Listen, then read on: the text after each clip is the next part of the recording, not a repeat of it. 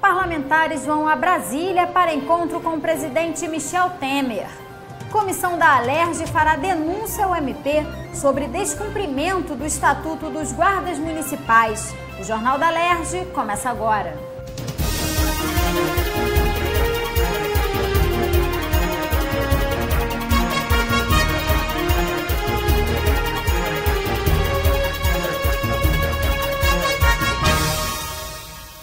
Boa noite. O presidente da Alerj, deputado Jorge Pisciani, foi a Brasília nesta terça com um grupo de parlamentares para um encontro com o presidente Michel Temer. Jorge Pisciani entregou ao presidente da República, ao presidente da Câmara, Rodrigo Maia, e ao líder do governo no Senado, Romero Jucá, um estudo sobre a Lei Candir, coordenado pelo deputado Luiz Paulo, que aponta perda de 49 bilhões de reais com a desoneração do ICMS sobre o petróleo. Pisciani destacou que o presidente Temer está empenhado em alcançar uma solução para o Estado e que a comitiva de parlamentares explicou a grave situação do Rio, mostrando que uma intervenção federal teria um custo maior para a União. Durante a visita a Brasília, os parlamentares foram informados que o presidente da Câmara vai colocar na pauta desta quarta o projeto de recuperação fiscal dos estados. A expectativa é que a votação seja encerrada até a próxima semana. A Comissão de Segurança da Alerj se reuniu com o governador do estado para cobrar um calendário de pagamento dos servidores da área. Segundo o Pezão, o cronograma só poderá ser definido quando o pacote de recuperação fiscal for aprovado no Congresso Nacional. Eu queria, em primeiro lugar, destacar que também estiveram nessa reunião o deputado Flávio Bolsonaro, o deputado Zaqueu e o deputado Gustavo Tutuca. Lamentavelmente, ainda que a gente agradeça ao governador por ter nos recebido, nós saímos de lá com uma sensação de desalento, porque não há qualquer solução que seja colocada pelo governo do Estado. O governo do Estado insiste em dizer que a solução desse problema só se dará com um plano de recuperação fiscal. Segundo o governador, há uma possibilidade desse plano entrar em pauta no Congresso Nacional, precisamente na Câmara dos Deputados, ainda esta semana e provavelmente em sendo aprovado na semana que vem, indo para o Senado. Mas eu acho que é muito pouco que a resposta que seja dada pelo governo seja única e exclusivamente se valer de uma causa externa ao governo. O Conselho Estadual de Educação credenciou a Escola do Legislativo da Alerj como instituição capacitada para ministrar cursos de pós-graduação de forma independente. A aprovação da Alerj se deu por unanimidade em reunião do Conselho Estadual de Educação nesta terça-feira. Após a vinculação da Escola do Legislativo da Alerj ao Sistema Estadual de Ensino do Rio, foi feito um pedido ao Conselho Estadual de Educação para que a instituição pudesse ministrar cursos de pós-graduação sem ter a obrigatoriedade de firmar parcerias com universidades. Para isso, existe um credenciamento especial que passa por uma análise criteriosa, que leva em consideração as instalações, o corpo docente e o projeto pedagógico ofertado pela instituição. Hoje, a Alerj, que é a Escola de Governo da Alerj, tem plenas condições técnicas e legais de ofertar cursos de pós-graduação à estrutura de governo do Estado, seja na própria Assembleia, seja com alguém conveniado com ela, mas sobre a tutela dela, sobre a chancela da escola da Alerj, de ofertar cursos de pós-graduação. Com isso, vamos ter uma mão de obra de colaboradores do sistema muito mais qualificados. Anteriormente, a Alerj ministrava cursos de pós-graduação em parceria com universidades como a UERJ e a FGV. Com a aprovação do Conselho, a Escola do Legislativo poderá administrar os cursos de forma independente, sendo responsável pela contratação dos professores e pela certificação dos cursos. O deputado André Siciliano, coordenador da Alerj, considera que este credenciamento irá trazer para o Estado profissionais extremamente qualificados para o exercício das funções públicas. Esse trabalho que foi hoje autorizado, ele coroou um trabalho que já vem sendo feito na escola. Primeiro foi regulamentar a própria escola, porque a escola não tinha o ok do governo do estado e do próprio conselho. Então hoje a escola pode contratar profissionais, pode certificar cursos, inclusive de pós-graduação. A Comissão de Representação das Guardas Municipais vai encaminhar uma denúncia ao Ministério Público do Rio sobre o descumprimento da lei federal que trata do Estatuto dos Guardas. As prefeituras tiveram um prazo de 2 anos para se adequar à Lei 13.022, sancionada em 2014, que institui normas gerais para os guardas municipais. Mas, segundo o presidente da Associação dos Guardas Municipais de Duque de Caxias, nem todos os municípios estão cumprindo a legislação. A Guarda Municipal de Duque de Caxias, para dar a segurança pública para a população de Duque de Caxias, ela está necessitando de efetivo. Hoje nós temos 240 guardas municipais e a lei federal diz que é 1.500, o mínimo. E nós também temos carências de viaturas, temos carência de capacitação, qualificação para a proteção sistêmica da população. De acordo com o relatório apresentado pela Frente Pró-GMs, nenhum dos municípios do estado está cumprindo com todos os dispositivos da lei. Dos 80 municípios com guarda municipal constituída no estado, apenas 18 possuem plano de carreira, 11 corregedoria, 12 têm código de conduta, 25 não têm a guarda comandada por servidor de carreira e apenas 2, Barra Mansa e Volta Redonda, possuem porte de arma. A nossa lei federal 13.022, sancionada pela então presidente Dilma Rousseff, no dia 8 de agosto de 2014, trouxe diversas estruturações para a Guarda Municipal. A principal delas é a questão do plano de carreira, os órgãos de controle interno e externo, que são a Corregedoria e Ouvidoria, e o principal que muitos ainda debatem como polêmico, que para nós, operadores de segurança pública, não pode ser, a questão do porte de arma. A própria lei, quando foi sancionada pela presidente, ela teve um período de adequação de 2 anos. O prazo venceu no dia 11 de agosto do ano passado. E pelo questionário apresentado ali com 7 perguntas, na íntegra, nenhum município do estado cumpriu.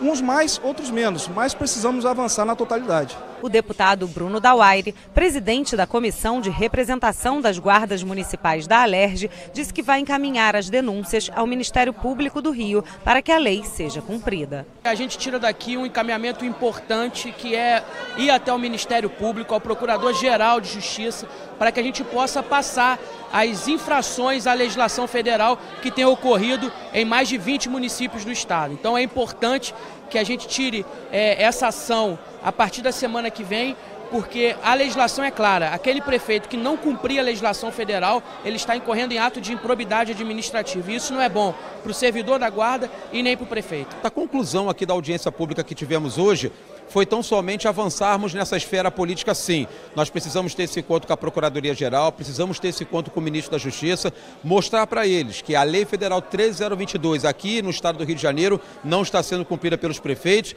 a questão da improbidade vai ser inevitável, vamos acionar o Ministério Público e isso aqui acaba se tornando uma verdadeira frente parlamentar em defesa das atividades da Guarda Municipal, que hoje precisa atuar na segurança pública de todas as cidades do estado do Rio de Janeiro. A Comissão de Representação das Guardas Municipais também vai elaborar um projeto de lei para incluir a Guarda Municipal nas regiões integradas de segurança pública. A gente fez uma indicação legislativa na última audiência pública para incluir a Guarda Civil Municipal nas regiões integradas de segurança pública, para que ele possa participar do contexto da segurança pública dessas regiões. O governo nos informou que eles teriam esse convite de maneira informal e que precisariam de um respaldo legal para isso, para obrigar os municípios a terem os guardas nessas RISPs. Então, a Comissão de Representação das Guardas Municipais preparará esse projeto de lei para incluir o Guarda Civil Municipal de uma vez por todas nas regiões integradas, para que possa, de forma efetiva e eficaz, participar dentro do contexto da segurança pública dos municípios e da região. Em sessão extraordinária nesta terça-feira, os parlamentares analisaram a mensagem do governo que determina a saída do Estado do Rio da Autoridade Pública Olímpica, a APO.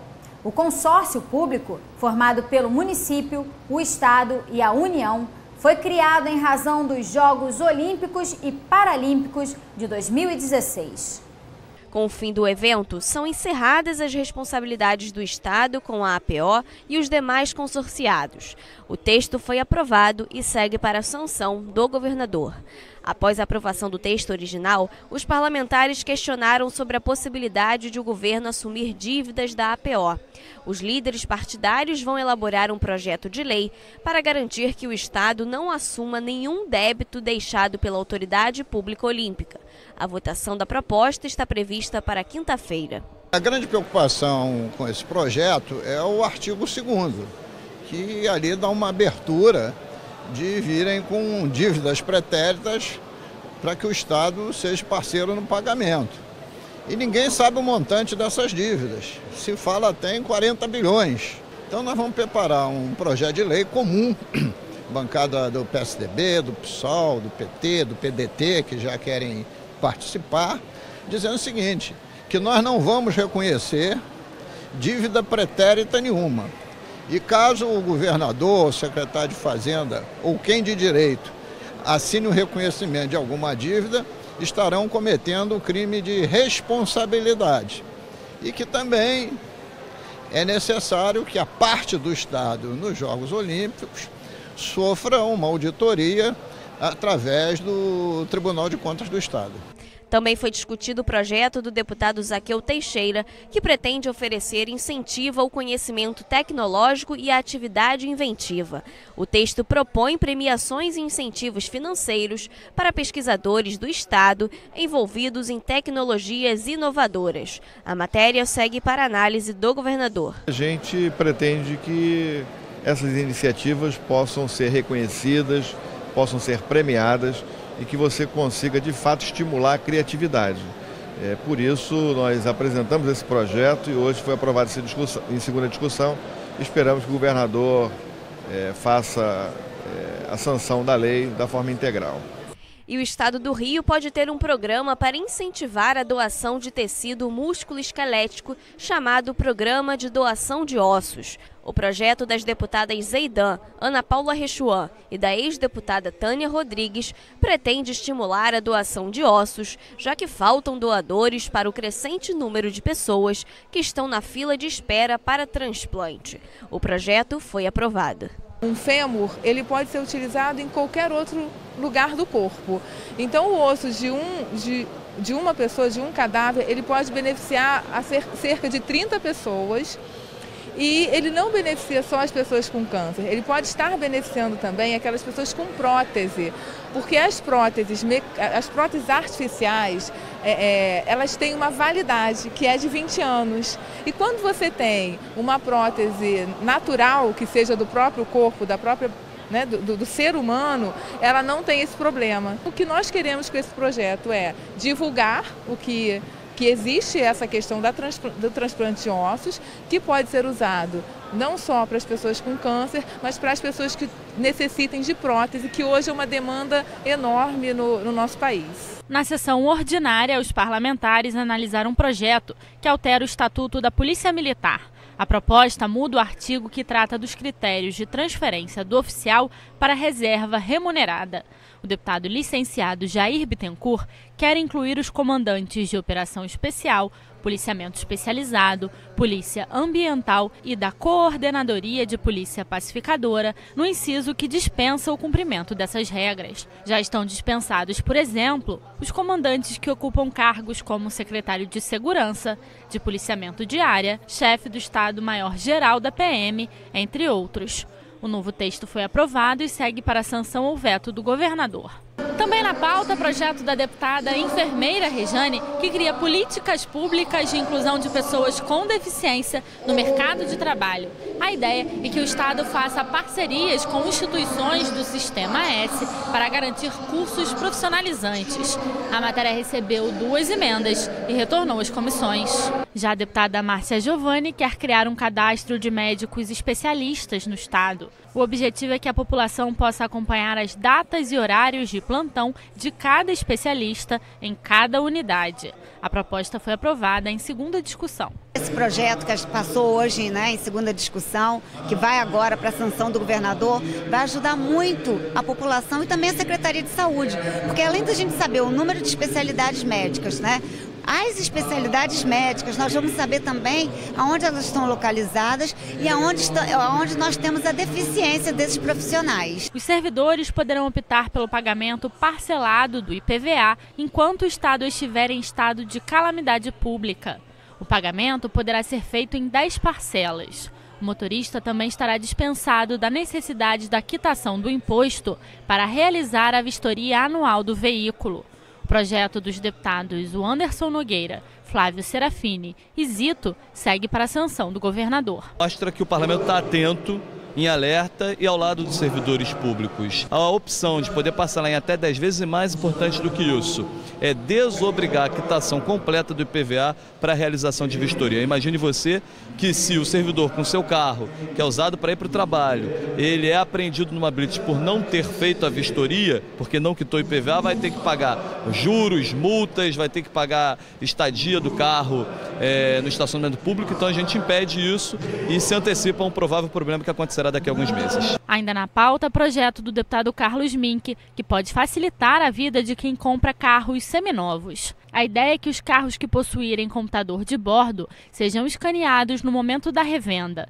A medida pode esclarecer ao comprador sobre problemas ocultos e desgastes do veículo. O descumprimento da regra poderá resultar em multa. A matéria aprovada retorna ao plenário para mais uma discussão. Desde 2002, os carros têm um computador de bordo que registram tudo. Quilometragem, acidente, falha. Acontece muitas vezes, um sujeito vai vender, aí a quilometragem é 120 mil, ele passa para 20 mil e omite coisas. Olha, se tem um computador, por que não quem está comprando ter direito a essa informação? Então é uma lei simples de defesa do consumidor e contra a fraude. O Estado poderá fazer convênios com as prefeituras para o treinamento e aperfeiçoamento de guardas municipais. O Estado também poderá incentivar o trabalho conjunto entre essas forças de segurança e a troca de dados e informações. O texto do deputado André Siciliano recebeu 5 emendas e volta a ser analisado pelas comissões. O PL 3167 de 2014 visa regulamentar uma lei federal de número 13.022 de 2014, que cria o Estatuto da Guarda Municipal. Então o que a gente quer trazer para o Estado do Rio de Janeiro é a possibilidade do Estado, com seu conhecimento na área da segurança pública, administrativa, poder formar as guardas dos municípios. Porque muitas das vezes a guarda tem um caráter muito militarizada, então a gente quer uma guarda mais cidadã. E a deputada Marta Rocha quer proibir a cobrança extra abusiva por perda ou dano à comanda ou cartela de registro de consumo em boates, por exemplo.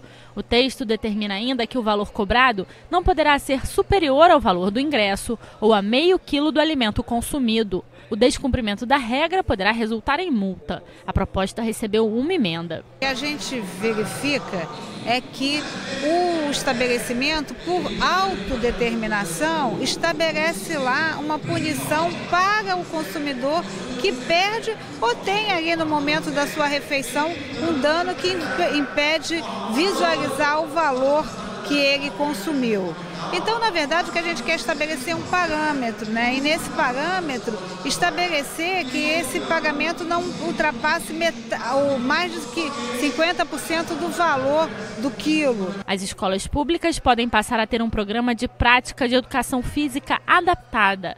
A ideia é conscientizar a sociedade sobre educação inclusiva, capacitar professores e adequar as escolas às necessidades dos alunos. O texto do deputado Chiquinho da Mangueira foi aprovado e retorna ao plenário para mais uma votação. A ideia do projeto é de inclusão, mas mais do que inclusão, é de qualidade de vida para a pessoa portadora de deficiência.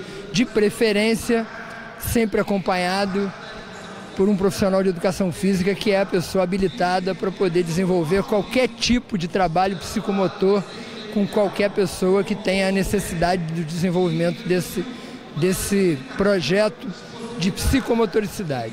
A ideia nossa é fazer com que todas as pessoas com deficiência, quando vão fazer alguma atividade, seja ela esportiva ou seja ela ocupacional, que tenham acompanhamento de um profissional de educação física. E o deputado Conte Bittencourt quer proibir a devolução de imóveis cedidos pelo Estado a prefeituras por causa da municipalização do ensino fundamental. O texto também prevê que esses imóveis só devem ser utilizados para a prestação desse serviço. A proposta aprovada retorna ao plenário para mais uma votação. O Jornal da Alerj fica por aqui. Você pode acompanhar a programação também em nosso site e pelas redes sociais. TV Alerj, o canal do povo fluminense. Até amanhã.